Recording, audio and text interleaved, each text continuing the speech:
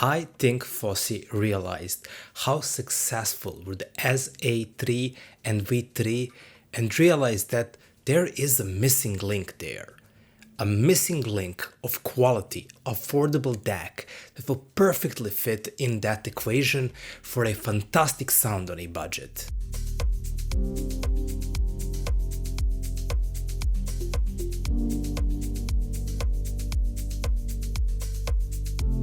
And lo and behold, we have ZD3, which is an incredible value in any sense possible, from sound to almost unbeatable versatility and upgradability in this price range.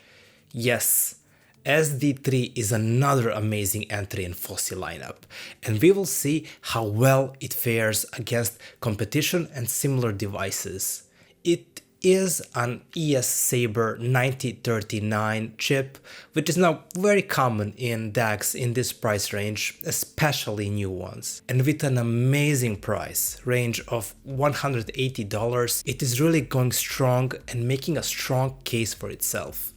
It can decode 32-bit 768 kHz via USB and 24-bit 192 kHz via everything else. Firstly, the build quality is great. It holds many similar patterns that Fosi has established with its lineup. It is a seamless aluminum body with orange accents. I really love that. I love when there are certain colors accents on a black body, like the new Radia Arkham series that have yellow accents on black. It just makes the device look very stylish and pretty. At the front, you have a very simple layout with a big orange button and a small circular screen. The big orange button is good, as always, very tactile and precise. Not the most satisfying, like clicky tactile, like for example on Premiere, but a decent enough. But unfortunately, I cannot say the same for the screen. It is an OLED screen, which is really great, but while I love that this device comes with a screen, besides reading the volume number, all other information from afar is impossible to read. It is just too small, and as it follows the circular design, it goes in a circle around volume, making it highly unpredictable. Honestly, we could have lived even without this screen. Some plus is that you get a remote with this DAC, so if you're not certain what input you have, you can always check it with a remote control, which is fine, nothing special to talk about here. A very rudimentary remote which is used to add or remove volume, change channels, mute and dim the screen on the device. Below the DAC you have a switcher, which is a normal and a bypass. I prefer to have my DAC in a bypass mode to work as a pure DAC and nothing else, and in theory it should sound better that way. So as this is not just a DAC, this is also a preamplifier, so you completely cut the preamplifier abilities and use this as a pure DAC only.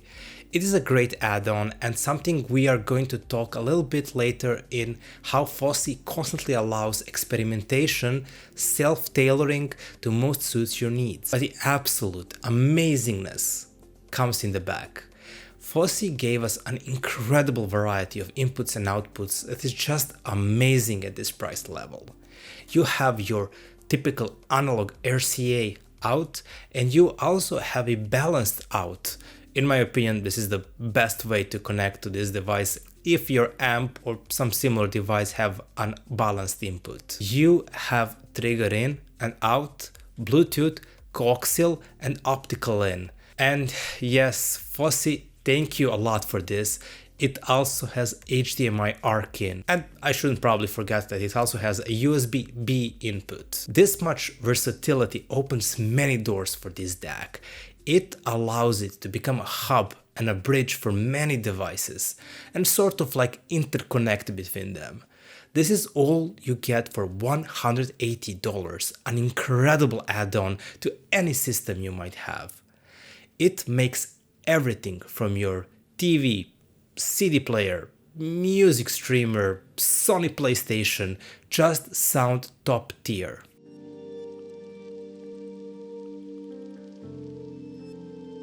all of that can be for nothing if Fosi did not deliver sound at this level. It is easy for Fosi to disrupt this like amp budget market as the competition is not so high and steep, but the DAC market at this level is crawling with fantastic DACs, so it has a lot to live up to. And I think Fosi did a great job. Not a groundbreaking or must-have, it will not disrupt completely this market, but it did a great job extracting a lot more from your sources. And let's go into details to explain that. First thing you notice when listening to Fosi is its neutral nature. It is something I actually prefer with DACs, especially in cheaper ones, as I always felt that when DACs start to color too much, the organic nature of instruments and tonal accuracy always go straight out of the window. Here, Fosi is trying to convey as much as narrow presentations, but also to have a tonal accuracy and timbre, to not be like overexposed. I always prefer a DAC to be a bridge that organizes and declutters information and passes it to the amp, rather than putting it its own spin and coloration, something like that, which can also be great, but only more expensive DACs can do that and sound best to my ears. So over-reliance on sibilance and rolling off can sound fun. Truly it is, it can hold to the note much longer, making it more fun and interesting, but with the cheaper DACs it also brings a bit distortion and it can sound tonally lean. Yes, neutral DACs might create a sound that is not very like forward or exciting, but it is insightful and transparent. But nonetheless, to that you know when a drumstick hits that cymbal, it is not flat. It sounds round and open. It is a sound that allows you to peer into that production booth, production room, and tell how they organize the sound, how they produced and mix it. We can say that the best explanation is how the mid section is the best part of this DAC, as it does what I think is the most important for any DAC. It is to declutter and organize the busiest section of dynamic scale. And truly, it helps if you have a great amp and great speakers to firmly hold vocals in the center of the soundstage. It will do that with a great timing and imaging.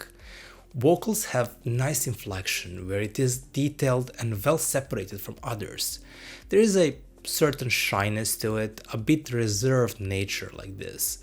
The vocals will be very well rounded on the soundstage and male and female vocals will be very presentable. But with the help of more forward pushing amps and speakers, you will get its best mixture there is. So they might be a bit shy, a bit, laid back and stuff like that, but as always, experiment to get the best there is. But that transparency and just vividness of details are great here. It is not the most clinical of sounds, but it does so well organizing and presenting information that it makes everything sound more clear and present on soundstage. Doing that great thing whereby cleanliness it opens the soundstage even more. As your brain begins picking up more and more information, you will see how they are placed around you. And the better the speakers and amplifier, the better this DAC is at expanding the soundstage. Something like Money for Nothing really showed me all of this while I was changing different DACs for side-by-side listening. It managed to hold firm and does not allow sound to be unfocused, while clearly separating and showing every strum, every synth, every drum, every vocals to, for example, SMSL or Neohipo, which are a little bit different how they organize and present sound, but we'll explain that more later in comparison section of this review. And the bass is a surprise. I did not expect anything, to be honest here. I was listening to Mirage by Klaus Schulze, which has all this manner of different bass used to create a chilling soundstage. and it is a synth bass, so it can go really deep. This DAC helped even the Wharfdale 12.1, which is not so famous for its bass, to sound deep and most importantly, focused. I was surprised, to be honest, by how much detail it was trying to push to the lower end, and it was great. Not spectacular, but great, and surprising as well. Maybe what is most lacking is how it resolves the top end. Again, the DAC is part of your system chain and has an effect on your system. It cannot fundamentally drive or change the sound, so depending on your system, it might be more or fewer issues. I guess with a more punchy, treble-rich combination, it is enough organized and present. But in more neutral or warm system, it is just a bit less resolving and a bit more shy and distant. The treble, like percussions and ferocity, will not be as forward and driving. The rhythmic section will not be as pronounced as on some other DACs, but it remains a lot of neutrality in timbre and accuracy, even though it is not the most detailed presentation. It will lack a bit of textures and organics, but this DAC was never aiming to be this resolving master that drives everything to a new heights. Certainly a DAC like this you can pair and synergize to your liking and preferences. It will fit in any chain greatly, as it will be more of a laid back, more reserved to your system to fully bloom. But for some reason I loved it with a, believe it or not, a warm amp and bright speakers.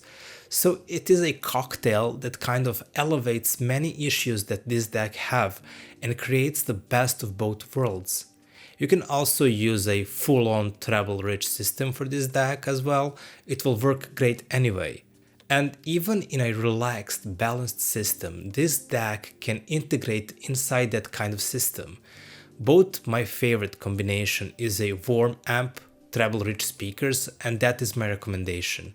But as I said, has a very nice balanced nature which can both work with warm system or a bright system.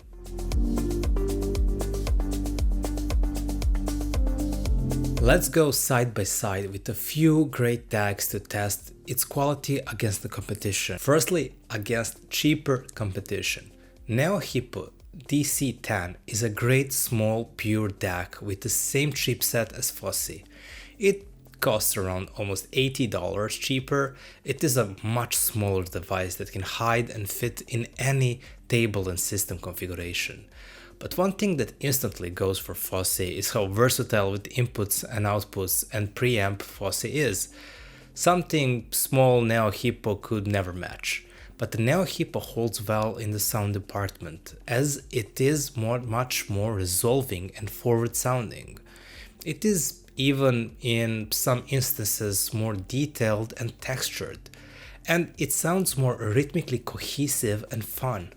But Fosi is more mature sound in my opinion. It is just more clearer and transparent, and it does a much better job decluttering and organizing the midsection, creating a sound with more neutrality and sound accuracy. So I can see someone enjoying Neohipo more, but Fosi just delivers so much more in this price range that I think it is just a clear winner. But still, Neohipo is more fun, more rhythmically cohesive, more just forward, balanced systems or warm systems really well. And for $80, I mean, to get so much improvements for such cheap money, it's just yeah, it's a great DAC as well. Jumping to the similarly priced SMSL Su-6, which is a bit cheaper and I think around 160 or something like that. The SMSL sound is comparable with Neohipo, but a more mature version of it. It can ground the sound more, allowing better organization and timing, while also having a great informative treble. This is a great DAC that will fit more different type of listeners. This is a great DAC that will fit more with a different type of listeners, those who like well-organized sound, but also like a bit more forwardness, a bit more presence in stake of transparency, and that is something in comparison to Fosi, which is more organized and clear but lacks the definition and details in the trouble of SMSL. It is not that SMSL is a cluttered and messy. It is just that Fosi does a bit better job here. And Fosi is much more versatile when it comes to inputs and outputs. So Su-6 is a great alternative to Fosi. I still think Fosi is a better value DAC, but it might not be the best DAC out of these two for you. Topping D50 is a masterful DAC in its price range. I can easily see why many people love this DAC and consider it to be a best in its price range. It is indeed a more expensive DAC, coming in at like $230. And the greatest praise I can give to Fosi is how similar, almost identical it sounds to Topping. It is, by the way, a very similar architecture and chip inside. Topping maybe sounds a bit more firm and more refined, but both of them are incredibly transparent and organized superbly. Without a significant head-to-head, I think it's really hard to notice the difference between these two. Topping has a program called Topping Tuning for a parametric equalizer, while Fosi, to my knowledge, doesn't have none of such a thing. But Fosi has more modern and more input-output options and is upgradable in so many ways, making it even more appealing than Topping. But both of them are awesome DACs. If you had either one of them, you're in luck and you're not missing out at all in anything. As I said, I think Topping is extremely similar, maybe a smidge a bit more refined than Fosi, but Fosi is cheaper and comes with a lot more inputs and outputs, so yeah, think about that. There is one thing that makes Fosi cemented as best in class in this price range, and that is op-amp rolling. We can say that Fosi is theoretically modular and adjustable, as you can change op-amps and add an external linear power supply. I always recommend adding an external linear power supply, especially with the cheaper products. It truly has these sonic benefits, adding more clarity and transparency, and you can always reuse that power supply for any other hi-fi product you have. But there is something else I can always easily recommend with newer Fosi devices, and that is op-amp rolling. It is not something that requires some kind of special knowledge or some special tools. Fosi made it so easy to do op-amp rolling, just plug in and plug out.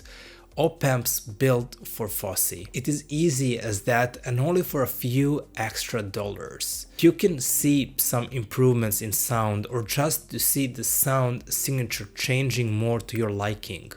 There are different op-amps on Fosi's website. They are really cheap and really fun to change and experiment with.